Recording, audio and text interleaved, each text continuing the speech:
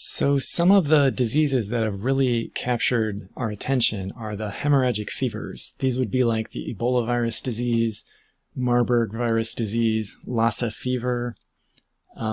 These have a reputation as being some of the worst, scariest diseases, and some of that is earned and some of that is not quite right. But in this lecture we will only talk about Ebola virus because that's by far the most common. It's the only one we really understand. All of these are considered Category A bioweapons, and I do want you to think about why that is. I want you to think about how these would compare to something like anthrax. Ebola virus can't be weaponized and sprayed over a city,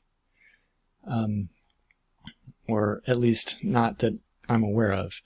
That's not the threat from something like this. A disease like Ebola virus disease spreads from person to person.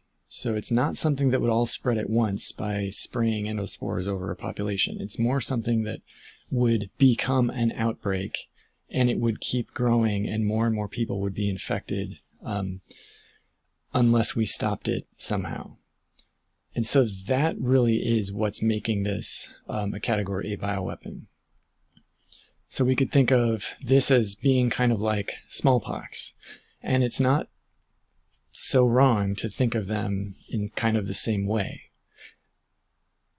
So some of what I want to do is give you the more modern information, and I want to clear up misconceptions that we all might have, because really in the last few years we have learned a lot about what these viruses are, what the diseases are, how to manage them, and things like that.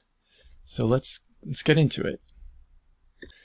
So recent outbreaks have shown us a few notable things notable generalizations we can make.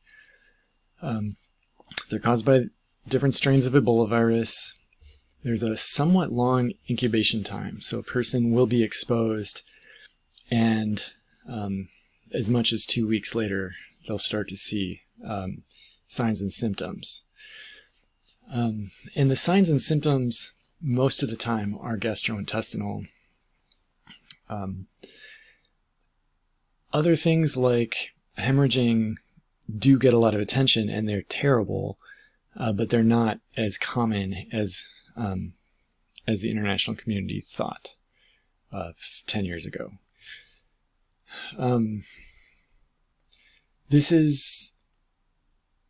So this incubation time is one of the most notable things, because people will take care of a sick family member, and they will know that it could be 2 weeks before they find out if they're going to be infected or not. And they know there's a significant chance that they won't survive the disease if they get it. So you can imagine the psychological impact it would have of taking care of someone who has this disease, and knowing that it'll be more than a week before you start seeing any symptoms, even fever or even even the prodrome with the malaise that one would feel may take a week or more to show up.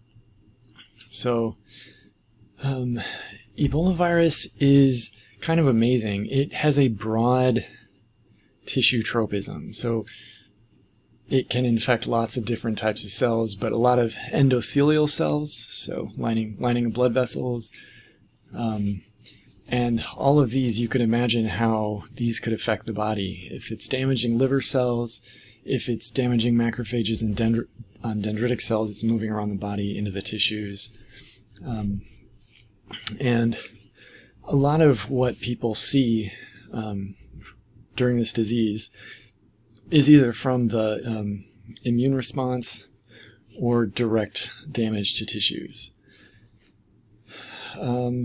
One of the complications of Ebola virus disease is bacterial infections that can come after any serious viral infection. And long-term complications are now known because thousands of cases have been studied. So now we know that people who survive Ebola virus disease can have permanent liver damage, permanent kidney damage, damage to their spinal cord. Really any organ can be damaged by Ebola virus. It's an amazing and very scary virus. So one of the major things to know about Ebola virus is that they're zoonotic. So they mostly live in animals in the wild and rarely pass to humans. And it's thought that they pass to humans when someone eats an infected animal. The viruses are named after the Ebola River, where the first outbreak happened. And then the two recent outbreaks, I see conflicting information everywhere I look. So you have to kind of be ready to see numbers that don't perfectly match these. But from what I can tell, the big outbreak that happened when some cases came to the U.S. and hospitals were really preparing for it was 2014, 2015, a little bit 2016. And that's the biggest ever outbreak of Ebola virus disease. And that was that happened in West Africa. And part of the reason it was such a big outbreak is that those diseases had never been to West Africa before. So countries that had never had Ebola suddenly were facing huge outbreaks of Ebola virus disease, and they didn't have any way of dealing with it. Another problem was that it first appeared in a place where 3 different countries' borders come together. So it was hard to know which country had to deal with it. And it's hard to know if a neighboring country has the Ebola virus disease. We could think of it as over there, when in fact it was in all 3 countries. So that was about 5 years ago. And again, that was huge, and roughly 40 to 50% of the people who were known to be infected died during that outbreak. The more recent outbreak started in 2018, and as of 2021 might still be happening. I've seen conflicting reports about that too. But the bulk of that outbreak was over in 2020. And from most of the sources I've seen say that the later outbreak had a higher death toll, or I should say higher case fatality rate. But I don't trust many of the numbers I get because they're different everywhere I look. And that's part of the problem, is that these aren't happening in Western countries that have really well-developed public health infrastructure. And so a lot of times people who are infected with Ebola virus disease are being treated at home. And so a lot of these numbers are the best guess public health workers can make about what actually happened. So there's that. So what happens? So I mentioned some of the early things that happen. And so these next 2 slides will be about how the disease sort of ends. If a patient is one of the ones who improves, they will very slowly recover, and they may have permanent damage. A patient who declines will go into something like septic shock. Really, the only thing I can say about this is this down here, which is that they can kind of guess what patients are going to survive and who won't, because the ones who end up with this more severe, deadly outcome tend to be the ones that had the severe signs and symptoms early on in the disease. Okay, so there's no specific treatment. There's no antiviral medication that stops the Ebola virus from replicating in cells. But the supportive therapies people are given do seem to be life-saving in a lot of cases.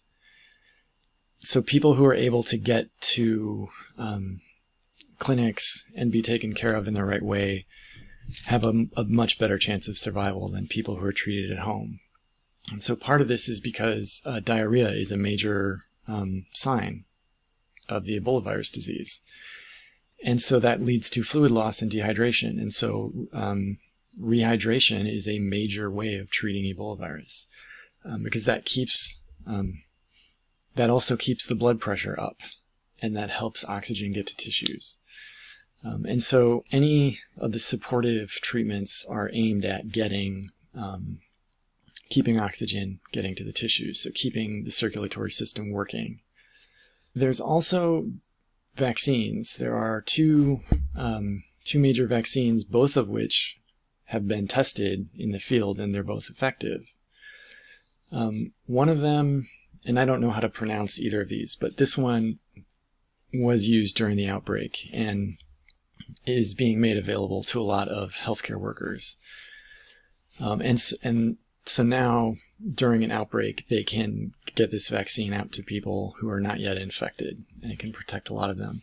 This other one, this is kind of interesting. It requires 2 doses separated by 2 months, and I have no idea what governs the amount of time between doses, or why that's necessary. But that is what's necessary. And so they think of this as something they might use to protect healthcare workers or the population at large before an outbreak happens, but certainly not during an outbreak.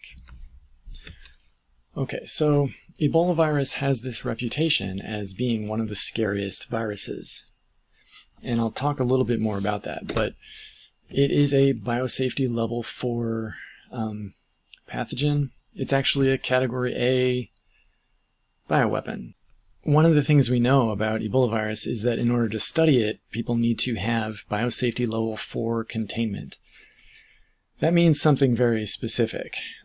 It means that it has to be studied in a government laboratory by people who are wearing essentially space suits, so pressurized safety gear. And these laboratories are guarded by armed forces. So if you try to get into one of these laboratories, you'd never get anywhere near the lab before you would be shot. Because this is where these labs are where they house smallpox and everything else they don't want to get out.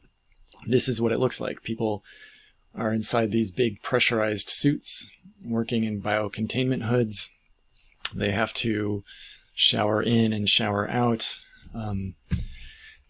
And so why is it like this? Why does it have to be studied in that way? And the answer really is that it's hard to avoid catching it because it has that wide tissue tropism. It can enter the body in a lot of different ways, but also there is no specific treatment. And until very recently, there was no vaccine. So this may be downgraded to biosafety level 3 because of that vaccine, but I am not aware that that has happened yet. Why is Ebola virus disease the worst? Well, there are a lot of diseases that I call the worst, and it's kind of silly because I think of them as all the worst. Part of what happens is that families are not allowed to bury the members of the family who die from this because virus transmission happens at funerals. Part of it is the social stigma people experience when someone in their family gets Ebola virus. So in a lot of places, people will hide the fact that a family member is sick, so they'll hide the person at home and take care of them at home. And it's not necessarily because they don't have access to healthcare, it's because they don't want anyone to know. And so if you take care of someone who has Ebola virus disease and you don't have access to safety equipment or medical training, you're taking care of someone who has a diarrheal illness and they're shedding huge quantities of this virus. And they're vomiting, and in some cases they're hemorrhaging large quantities of this virus. So it's difficult to avoid being exposed. And so if a family is embarrassed or they're afraid of being ostracized for having someone in their family who has Ebola, they will keep that person home and other members of the family will get it. And so it will wipe out entire families in this way. And so it kind of tears at the social fabric because people are so scared of each other. Yeah, and this is a story from the 2014 outbreak about a family where family members gave each other the virus while taking care of each other, while burying their dead.